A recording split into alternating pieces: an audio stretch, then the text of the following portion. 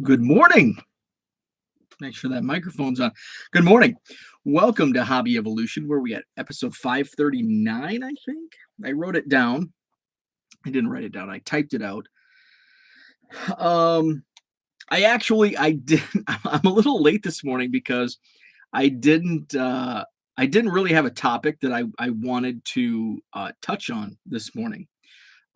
Despite buying another pallet from Goodwill. So I was just gonna do a generic like, hey, what's going on?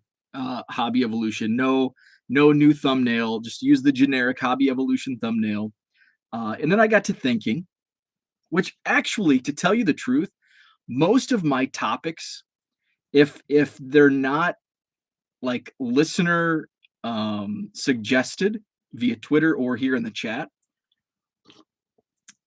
I typically don't have a topic ready until like 15 minutes before I go on. It's usually as I'm getting ready, as I'm getting dressed, I'm like, I've got to figure out something to talk about. I've got to find out something to talk about. What am I going to talk about this morning? So it usually occurs like as I'm getting ready for the day. And that's kind of my going through my brain Rolodex. What happened in the last 24 hours? What did I watch on YouTube? What content did I consume? What tweets did I see and react to? And then I kind of go through that mental Rolodex and come up with something. So I had thought about talking about this palette, but I didn't really. It's like, okay, it's the third palette. Here's what it is, and that's it. I'll share the videos and the tweets when I go pick it up. Which, by the way, I don't know when I'm going to pick it up. We have guests coming in, two different guests, friends. I call them guests. They're friends. We have two different friends coming in this week, so that are staying with us. My buddy, longtime friend, his wife has like a conference in Minnesota, so she's stopping instead of getting a hotel, she's gonna crash at our place on her way up to Minnesota. So she's coming in this evening. And then my wife's sorority sister, one of her sorority sisters, longtime good friend, best friend, she's doing like something I've always dreamed of, doing a cross country road trip. Like she's spent the last couple months just driving around the country. And so she actually, I think she's from New York, lives out west now. So she started out west and then drove all the way east to New York. And now she's making her way back. So she's going to stay a couple nights with us, I think this weekend. So have some guests in town. So that may, and I've got my card show inventory in the back of my SUV. So I have to, which takes me what, half an hour to move all that stuff out. But when we have guests in town, when we have, I should stop referring them as guests. When we have friends in town, my wife kind of gets antsy with the how the house looks. So I don't want to test fate and bring 15 monster boxes and put them on the kitchen counter when we have people coming in this week. So I've got to be strategic in how I plan this all out, because I don't want a whole bunch of baseball cards in the upstairs. So I've got to be strategic. What's up, chat? Jenny, that third pallet escalated quickly. Abraham, good morning to you. Ed is with us. Victor, Zach, John, Diego, Herman. What is up, everybody? Good morning. Morning, peoples of the cardboard. I love it. So yesterday I had a to-do list, getting the house cleaned, shipped. I did list some more. I think I did a small batch of baseball yesterday, some current stuff. And then I'm finishing off from a recent auction that I picked up some vintage football, 73, 74 Topps football. So I was listing some of those, some Fleer, early 80s Fleer football that I put up as well. So I think another like 150 cards into my eBay store. So I'm back over the 11,000 mark. I had dipped when I had gone to spring training. Of course, I went, a week and a half without listing anything or without doing any bulk listing. I was listing some singles here and there, but it dipped down to like I think 10,600, 10,700. So I'm back up to 11,117 active listings. So I want to keep that growing. Remember, was my goal was I thought it was attainable. I thought it was realistic. 50,000 active listings by October 15th. I'm coming to realize maybe not so. When you're selling, and the more you list, the more you sell. And the more you sell, the more you have to ship. So it's that balancing act. So if I list 1,000 cards, I'm going to be moving, a significant more amount of cards, and then I'm going to have to ship more. And that when you ship more, it takes away from listing time. So it's a delicate balance. So I think 50,000 by October 15th, 2022 is out of the question. But maybe we'll see before I set any 2023 goals. We'll see where I'm at this October to see if it's attainable by 2023, October 15th, which I think by then it should be. Back over 11K. That's why I tell you I'm chasing your number motivates you. And I'm kind of getting into the, when you're on vacation, I shouldn't call it a vacation because it was a business trip. When I was away, you get back and you're just kind of getting in the groove. I had a lot of items to ship. So it really took probably 2 weeks away of listing bulk, because I was spending a lot of time, on my return shipping. So, had to get up there. And then you see those numbers and I see that dip, and it was well expected. And I was going to turn my entire store off during my trip. And I'm glad I didn't, because right now I was still, making decent amount. Fortunately, I sold some higher dollar items as opposed to a bunch of, $2 items. So that kept me, afloat, but still you see the chart, the 30-day chart go like this, and then it shoots back up. So yeah, and I'm looking at my 30 and 90-day numbers, and it's like down 20%, down X percent. It's like, oh shoot. So that's a motivator too. So what's up, Cooter? Good morning. So yeah, so the Goodwill pallet number 3, purchased it. When I'm going to pick it up, I'd like to pick it up this week. We'll see if I get to it today or tomorrow. Probably tomorrow will be a more likely, just because friend is coming in this afternoon, so this evening. So likely tomorrow, but we'll see what the day brings. But of course, like anybody with a buy like this, I think anybody would be like chomping at the bit. And what time do you open? I'll be there when the doors open. But again, I have to be strategic on, because I've got a bunch of cards that I need to take out of my SUV. And that's another thing.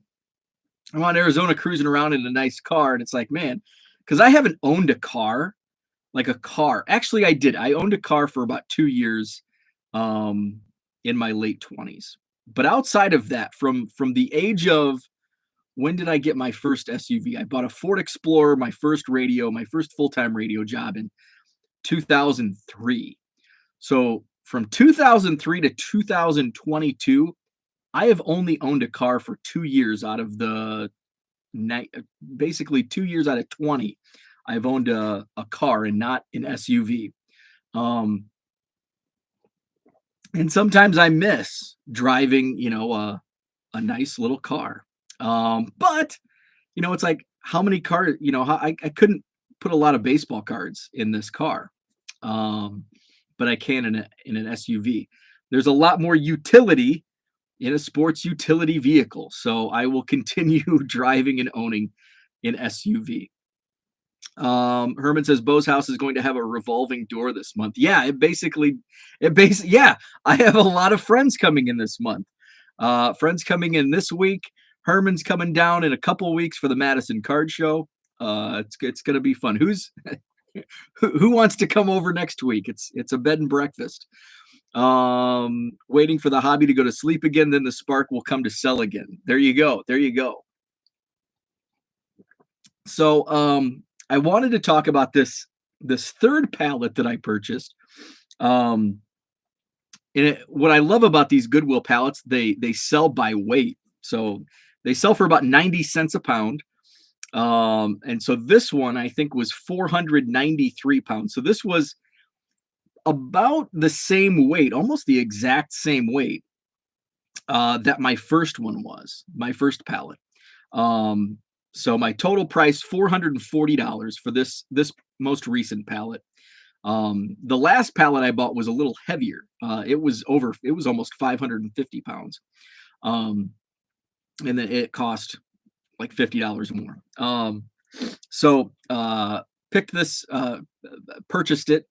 Haven't picked it up yet, but whenever I tweet about it or, any type of social media, and it's not just with these, but it's with anytime somebody buys a collection or finds a great bulk buy, there's always people that chime in. That never happens to me. There's never anything for sale in my area like that. Well, that's false. That is false because I know this from personal experience because I used to say that as well. I said those same things. How come I never find anything like that? I never find anything like that. There's nothing like that for sale in my area. And I learned that to be false because all of a sudden I started finding these things. How did I find these things? There's a secret. There's a secret to finding these bulk buys and collections. There is a secret, and it's a little more simple than what you might think. The secret to finding bulk buys and collections like these Goodwill pallets, like an awesome collection on Facebook Marketplace.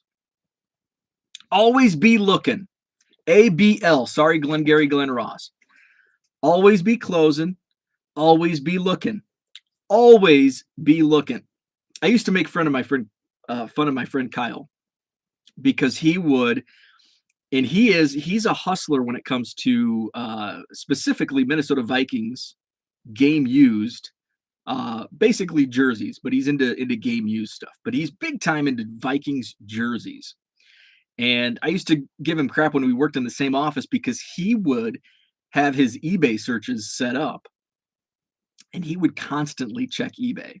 Like any free moment he had, he was checking the most recent added items, and he was able to pick off several great items doing that. So you can do it that way on eBay.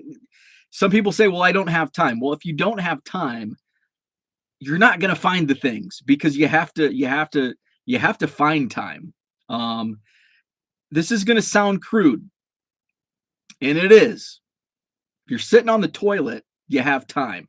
Take your phone into the bathroom and look. And if you're sitting at a stoplight, look. There's always time. That's a poor excuse. I don't have time. I don't have time. And I say that all the time.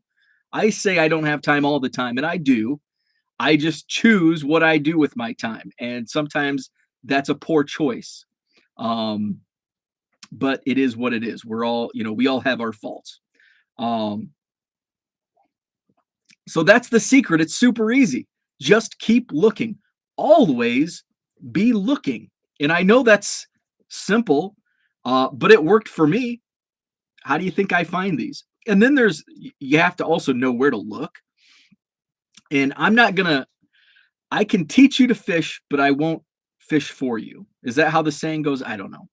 But people ask me like, I don't want to get into specifics on how I get these Goodwill pallets because they're not very common. First off, they're not very common. So I don't want to fish for you because this is my full-time job and I need this fish, to keep my business afloat and put fish on the table. So, they're out there.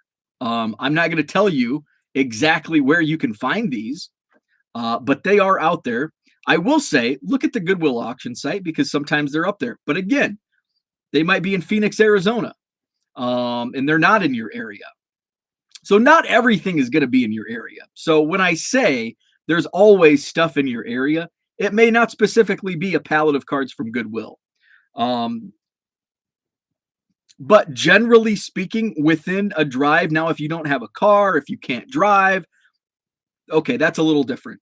There might not be, if you're out in the middle of the sticks, if you're in the north woods of Wisconsin and you can't drive, there might not be. You might be right. There might just not be any opportunities for you. But generally speaking, they are out there, and you might have to drive a couple hours to find some of these collections because it's all a numbers game. The further spread out you get, the more opportunities there are. If you live and here's the thing, like I live close to Chicago. I live 2 hours from Chicago, but guess what? None of my collections or bulk buys have come from Chicago or really even the suburbs of Chicago because there's a lot more competition. Yes, there's a lot more opportunity. There's a lot more competition. So sometimes it is nicer to be kind of out in the sticks. So always be looking because they are out there. And so when I first started looking,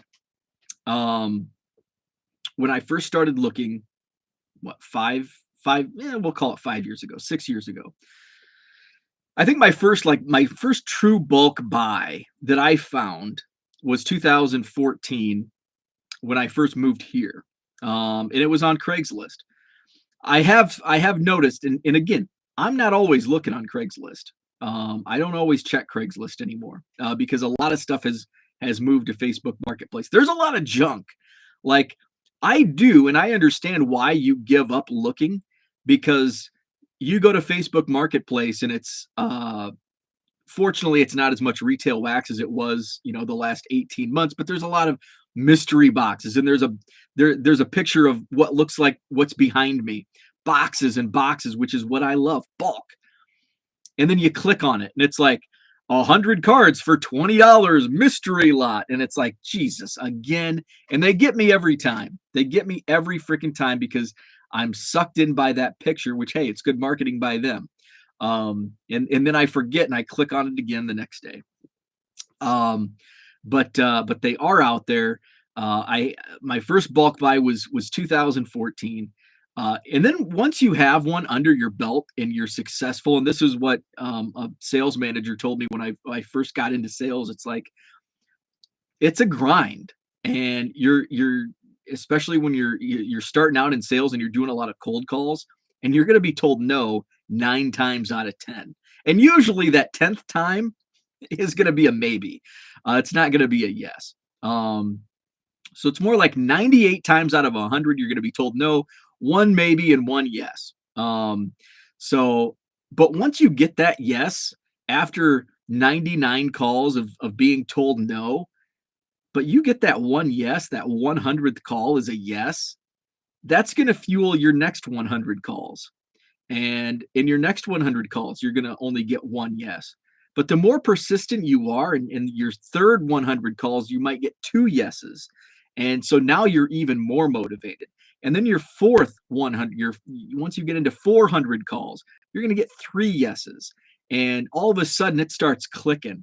And it's I don't know if it was Malcolm Gladwell or one of the others, but it's like the 15,000 hour principle or 10,000 hour rule or whatever that was. But it's partly a numbers game. The more calls you make, the more yeses, the more sales you're going to make, but you're also improving. You're finding what works because, those first 99 calls, you might be just, hey, it's Bo, I'm selling cards. But all of a sudden something clicks when you get that yes, and you try to find what happened that created that yes from your client. And then you learn from that. Well, what was I doing in those first 99 calls that people kept saying no? And you continue to evolve and improve. And so that second 100 calls, you might still only get one yes, but maybe your 99 no's, you've improved your pitch. And then the third 100 calls, you're going to get two yeses, and you're going to continue to improve, and then you're going to keep getting better and better, which is going to lead to more sales. And that's kind of how it is when you're searching for bulk lots and collections. You might the first 100 times you might be looking in the wrong places, and all of a sudden you find your honey hole, and those honey holes might not last. When I talked about this first Goodwill pallet, I talked about it as if it was the only pallet that I was ever going to get from Goodwill, because I really thought it was. Like, okay, I'd never seen these before, but I also wasn't looking. And thanks to an assist from Ken, I found it. And now here we are, about to pick up pallet number 3. And now I want to be a little closer to the vest, because they are, they're not common. They're not rare, but they're not common. It's been about once a month. Here we are, first week of April, and the most recent pallet went up. I think it was the end of January when I got the first one. So it's been, because I think the first 2 pallets both occurred right around my Madison card show, the end of each month, the end of January, and the end of February. So about a week delayed for this third one. So always be looking is the advice that I can give. I know it's a clickbaity title, on Twitter, at least. The secret's easy. It's the work you put in, and that's anything in life. It's your dedication. If you truly want to find something, you will find ways, you will make time, you will do it. But you can't be passive. These collections and these lots will not come to you. And that's what I thought for a long time. And I'm not, and I'm saying this from a point of my own experience, because I thought just by putting my name out there, I collect baseball cards, people would come to me and say, hey, I'm going to sell you my collection. And I thought that's how it happened, how it worked.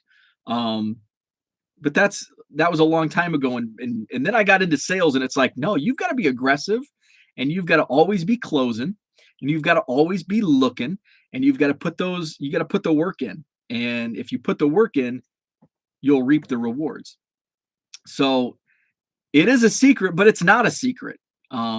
There's no secret key, because anything, you've got to put work into it. And you see a lot of the people, and I haven't read Jenny's last comment, but I see one word that comes out that speaks to my next point: flippers. We've seen a lot of people come into the hobby and leave the hobby within the last 2 years because it was easy money. And then the money wasn't as easy, but the money's still there. There's still people buying cards. It's not at the pace it was 2 years ago, where my sell-through rate on eBay was 2.3% in February, March of just a year ago, of 2021, and now it's 0.7%. But I have 4 times the items active on eBay. So the money's still there. The money's still coming in. The money is still there, but it's not easy money anymore. You can't go to Walmart or Target, stand in line, and buy a few blaster boxes for $20 and flip them for $100, which at points in time in 2020 and in early 2021, you could do that. In fact, and I did it a couple times with basketball. And I did it the way that I followed the rules, the Target rules at that time. You could buy one of each product. And this was, I think it was some basketball product. I don't even know which one, maybe Mosaic. And you could buy one fat pack, one hanger box, one blaster box, and one mega box. So it was basically what I think the retail price on that was roughly $100, maybe $90. And you buy your 4 items, 90, $100, sold it for $1,000, easy money. And it all sold within 24 hours. It was easy, but now it's not. It's like it was before. We had a small window of time where you could sell just about anything, and make really good margin on it. And it's not the case anymore. Everything still does sell eventually on eBay if it's priced right. Even a 1991 Upper Deck Browning Nagel, it'll sell. And I and I've learned that 91 Upper Deck Browning Nagel, $1.50 ship. Dan McGuire, Tim Couch, those guys sell. It's crazy. Jenny says it also helps to know the flippers in the area. I see bulk lots of 10,000 cards for $100 right in my small town, but I know the seller is an eBay flipper and it's going to be commons only. Absolutely. And I'll add to that though. You never know what's in those lots. Even those flippers that sell on eBay, because sometimes, Jenny, those are the best lots to buy. Why do I say that?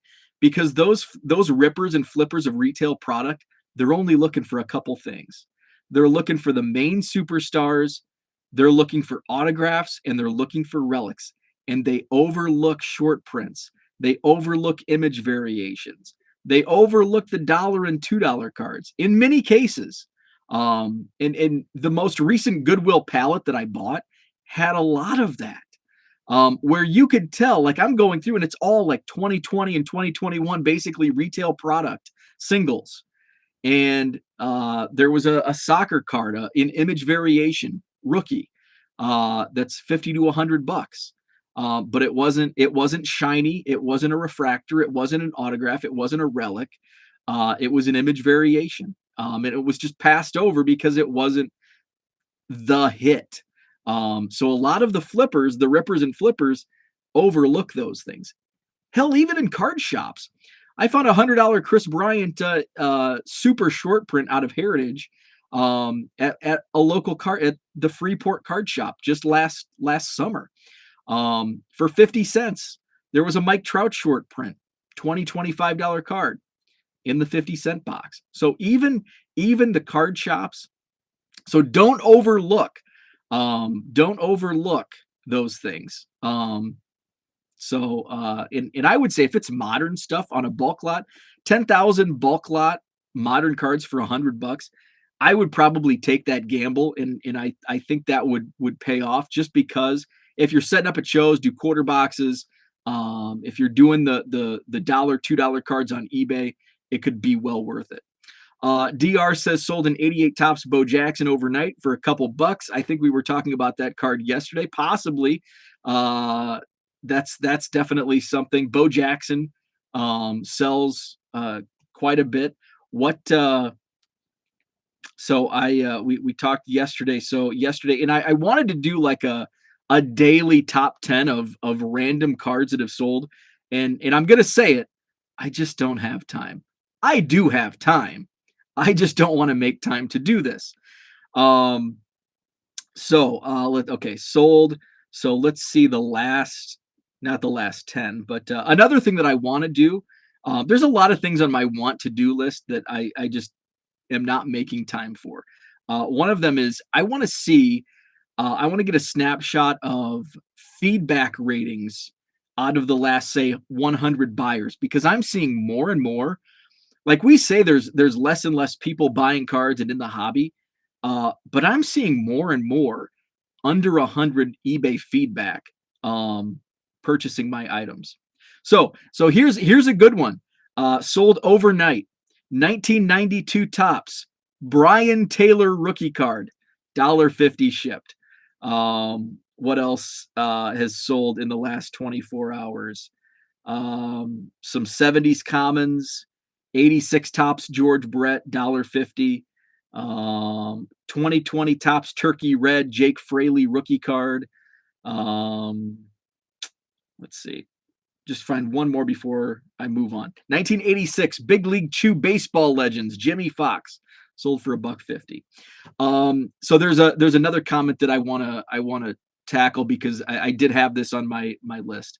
Cooter says sourcing vintage is getting harder, so it is starting to drive me nuts at shows when dealers ask whether I'm selling anything when I walk up to the table. Yeah. I also noticed there was a steep decline, and we're starting to rebound from it. I went almost 2 years without buying a bulk lot or collection because the baseball card boom in 2020 led people to think everything they had was worth 10x than what it really was. In some cases, it might have been. But in 2019, you could find it was not quite a dime a dozen, but you could find decent lots in collections on Facebook Marketplace for a good price. A few $100 for 100,000 cards or whatever. And then all of a sudden in 2020 and 2021, you weren't finding those anymore. People were either holding on to them, or those lots were, instead of a couple $100, were like 2,000. And it's like, okay, this just isn't worth it. So not exactly on point with what Cooter talks about in sourcing vintage, but yeah, the opportunities for some things will dissipate. And yeah, you're not finding as much vintage. Johnny Boy cards. I found a lot on Craigslist, 10,000 cards, $200 right near my house, but have not pulled the trigger yet. Is the tailor shipping to a prison? I hope not. Maybe. Well, maybe. I don't know. Can they collect cards in prison? I don't know. Michael, what's up? Good morning. Someone cleaned out all my Bobby Millers last night. Hey, somebody, did he make the opening day roster? Because I sold a lot of Bobby Millers last night also. I had a lot of, I think, 16. Where was it? It was like as I was falling asleep. I had an offer come across and I accepted it. It was a 16 card lot, 2021 Topps Heritage Miners Bobby Miller. I sold 16 of them for $10. He had a monster highlight reel, 100 miles per hour. Okay. Let's see. And I think I have, there's been quite an uptick on prospects, which minor league season starts, I think, this weekend. I guess that was the only Bobby Miller item that I've sold recently. But yeah, it was last night that I sold that lot. And I do remember it because it came over right as I was falling. It was like the last thing I did before I fell asleep was hit the accept. Michael says I bought very little since March 2020. Also, the market inflation got too out of hand. Absolutely. There was one buy that I just missed out on. I was still working from the office, or I'd gone back. So it was probably last summer. Because I worked from home for like 16 months, 18 months. Then I went back to the office in 2020 for a month, and then COVID resurged, and we all, like, half the office went back to working from home, as did I.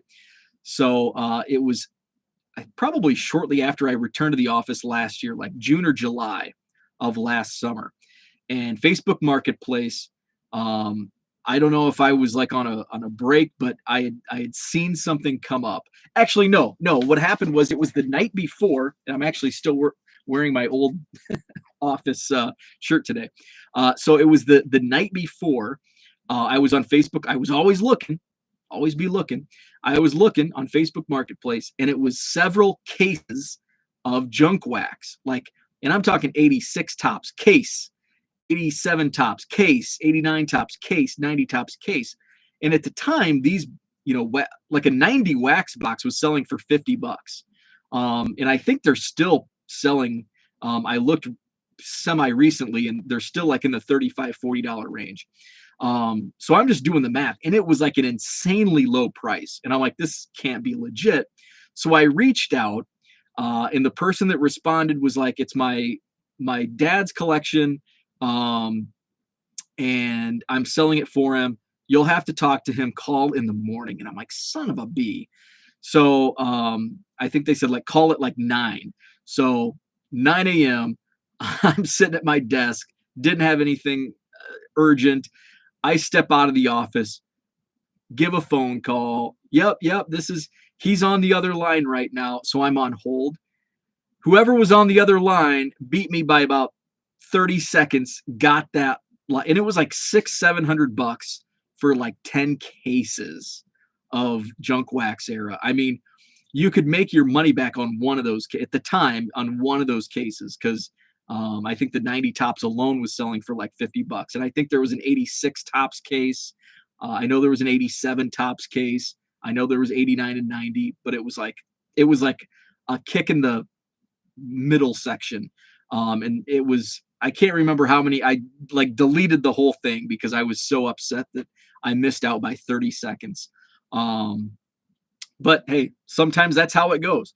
Let's see. Going back up to DR says, thanks, Jenny. One bid is at 20, the other at 12 with 6 days, 12 watchers. Jenny says, I've had a few shipping lately to treatment facilities. I actually think that's cool because people are finding cards as therapy. Absolutely. Straight execution. What's up, Bob? Bobby Miller looked good yesterday, throws hard. Minor League Saints started last night. Very cool. Oh, yeah. And I saw John Newman was at a minor league game last night as well. So minor league has already started. I haven't even looked at I need to look at the South Bend Cubs roster. That's who I'm excited to see when they come to Beloit, which is my nearest minor league town. But they don't come until like June, which stinks. So I'll have to look the minor league rosters up. Michael's in the process of listing all my paper 2020 Bowman draft singles. That's what I've been.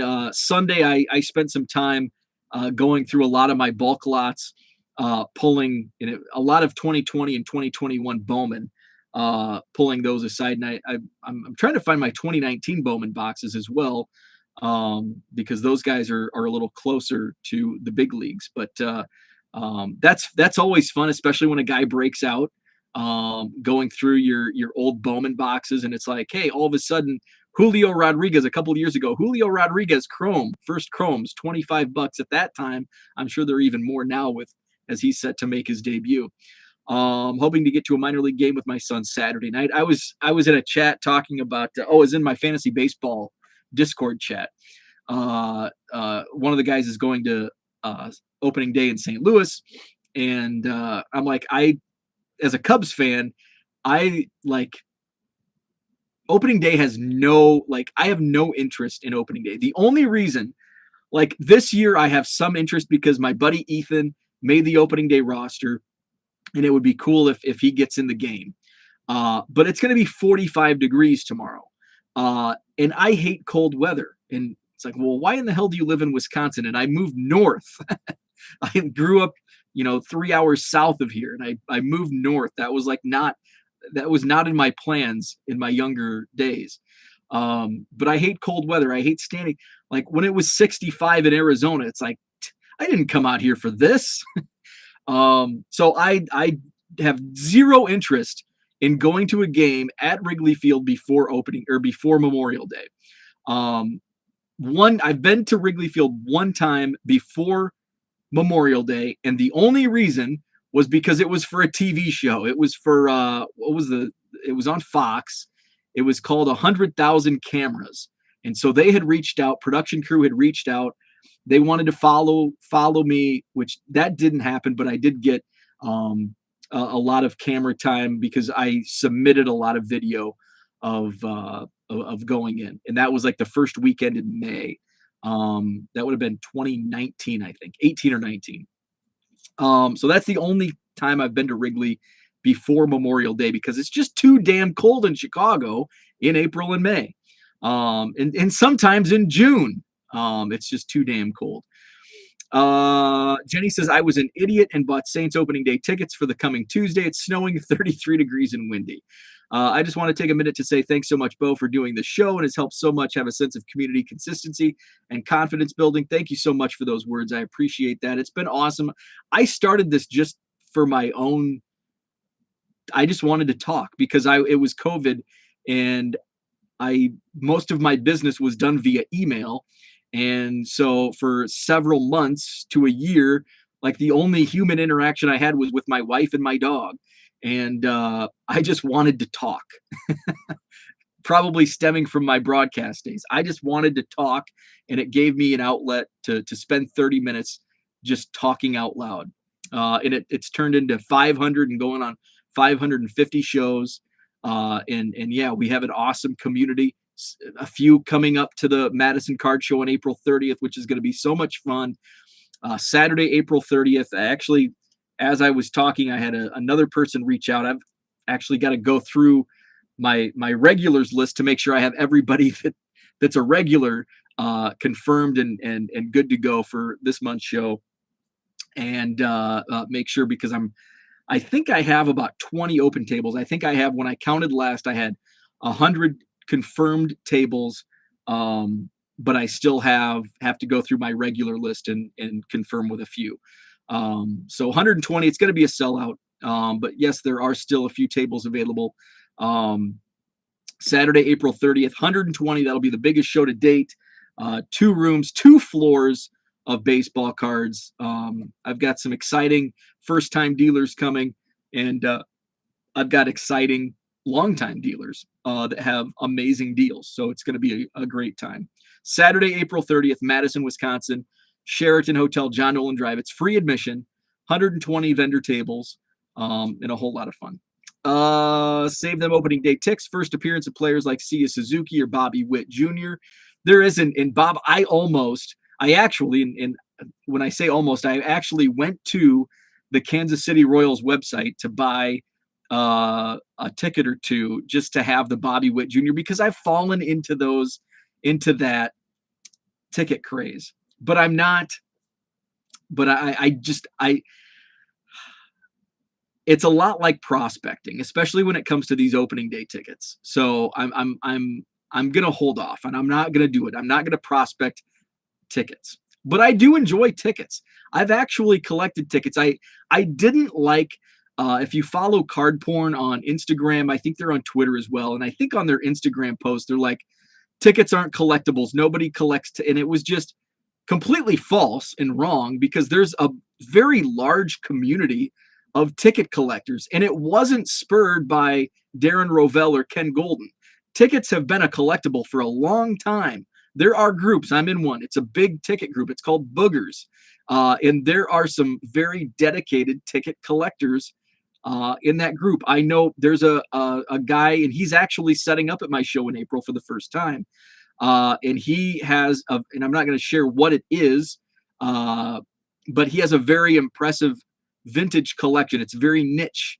And so there is a large community of ticket collectors out there. It's not just brought on by Golden and Rovell. I've collected tickets. I've had Cubs World Series from like 1927 in my eBay watch list. I have a Bartman ticket, which someone gratefully traded to me a couple years ago. I have, in a bulk trade, somebody's like, "Do you like tickets?" I have a whole bunch of ticket stubs, and I'm like, "Yeah, definitely."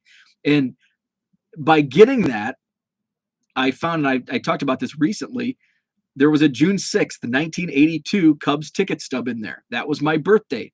And I've always been looking for one, but nothing happened. So it never comes up for sale. So the only way you're going to find some of those like random, like your birthday stubs, if nothing happened, is by getting a bulk lot or finding a ticket dealer at the National or the Spectacular and go through their common ticket box. So there is a large community for ticket collectors. So I thought that was a terrible take by Card Porn the other day. Let's see. I'm going to go back to the chat. I was at the LCS on Saturday. A guy comes in wanting to donate his uncle's cards. Shop manager did not want them. I offered him $10 for 20 boxes of baseball, basketball from the 80s and 90s. I don't know where to start, how to sort. That's awesome. That's cool. What's up, Dan? Good evening to you. Yeah, that idea of tickets being silly was outrageous. Coworker is going to the Royals game. I'm trying to get him to sell me his ticket stubs. That's cool. I did get, and you mentioned Sia Suzuki. So I was at his first ever Cubs game, spring training. And I know it's spring training and there's not much,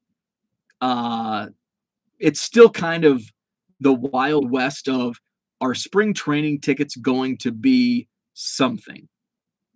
But I just wanted it for my own collection. And I wanted to be there. I wanted the experience, like say a Suzuki debut. I'm right there. I'm just literally a few feet away from him making his first ever United States debut.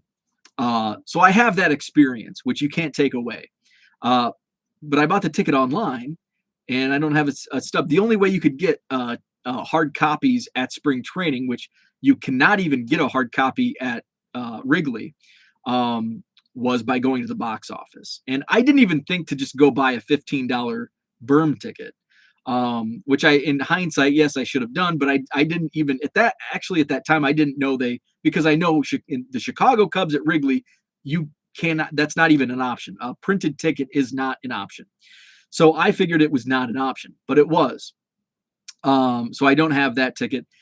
So I went to, I think I was at his second game, or maybe I didn't go into his second game. Anyway, the third game, he was still hitless.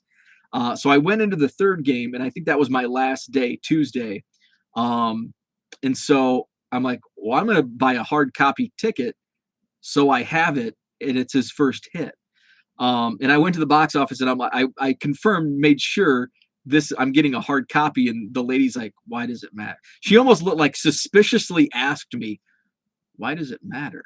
And I'm like, like I'm gonna go make copies in the next 5. It's like a 105 first pitch, and it's 1:00. I'm not gonna go make fraudulent copies of this $15 lawn seat spring training game. I'm like, because I want it as a collectible, because I'm a hoarder and I'm a nerd. That's why. So I have that, and he didn't get a hit, but the very next day he did. And I had just returned home. So I reached out, thanks to the Twitter community. I was able to secure a ticket stub from the game where he got his first hit, which also happened to be a home run. So that goes into my collection. So I like tickets. I'm not on the bandwagon. I'm not, starting a new ticket collection. But if I hadn't been there, I probably wouldn't have any care in the world to have it. But since I was there and I saw his first 2 games as a Cub, got to meet him, got his autograph, I feel that personal connection. So I want to have, something else to, signify the event. Let's see. Dan says, about my friend who collects the Carlton Fisk game stubs. Yes, that's one of the most impressive ticket collections in existence, in my opinion. That is because he's only like 7 tickets away from having the complete career run. That is, in my eyes, that's the most impressive ticket collection that I've seen or heard about. Dan says, I have Mattingly milestone stub slab. That's cool. I don't have any. I've got to think about this. I don't think I have any ticket stubs slabbed. I had the opportunity. My local card shop actually had a ticket stub from Ernie Banks' 500th home run game. And so this was probably in like 2016, 17. And I'm like, and I think it was on consignment.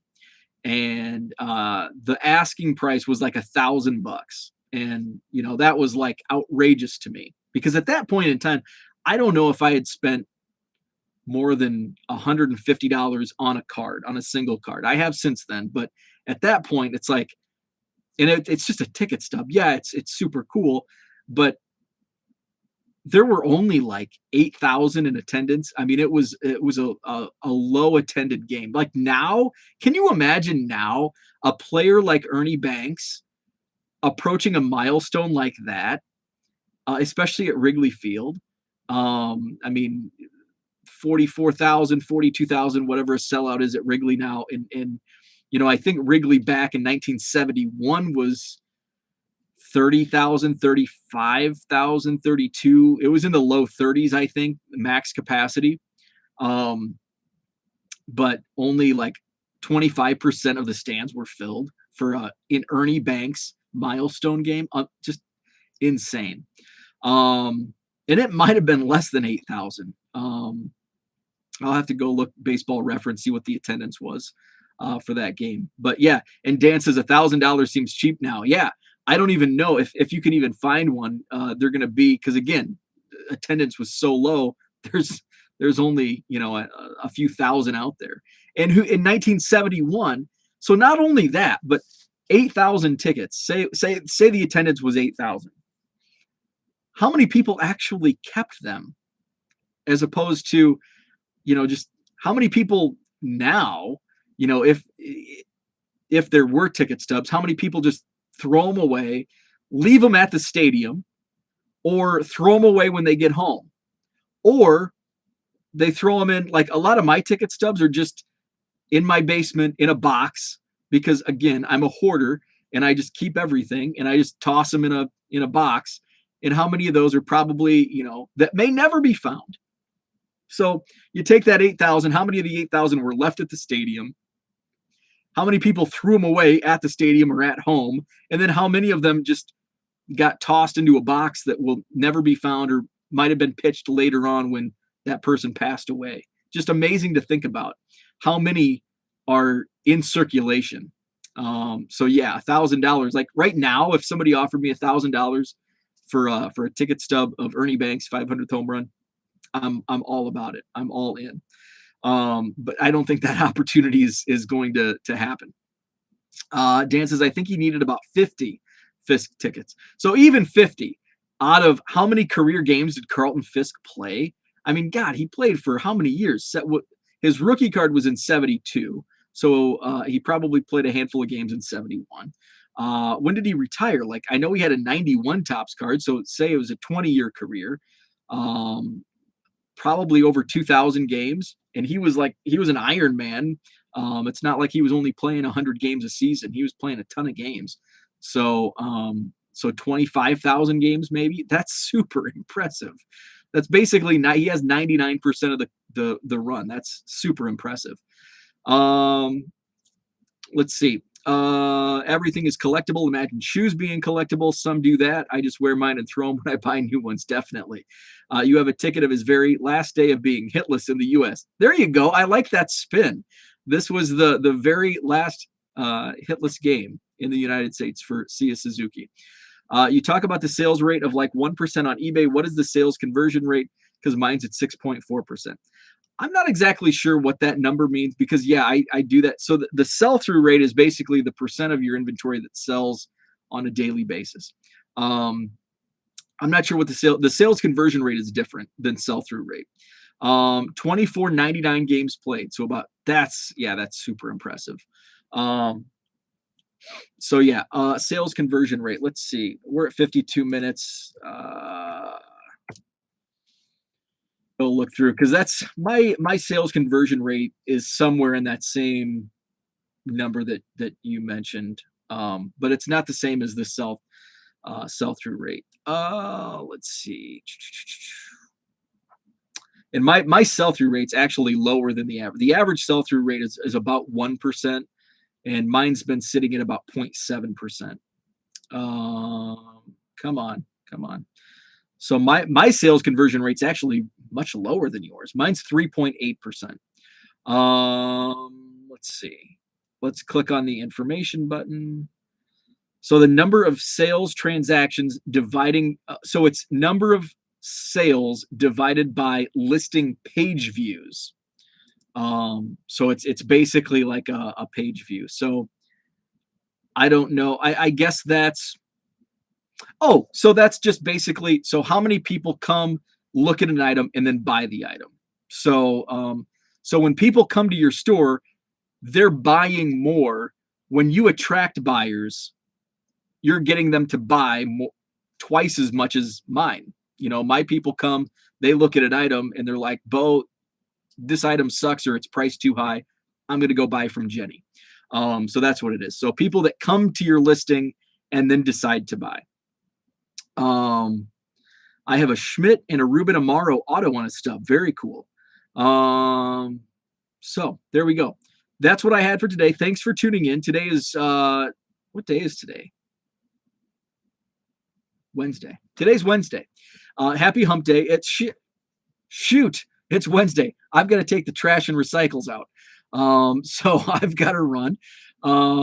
Stay tuned. I may pick that pallet. It's your garbage day. Yeah, it is. So I've got to take the garbage out. Stay tuned because I may pick up the pallet later today. Haven't decided yet. So we'll do that. So stay tuned. Have a great Wednesday, and we'll chat tomorrow.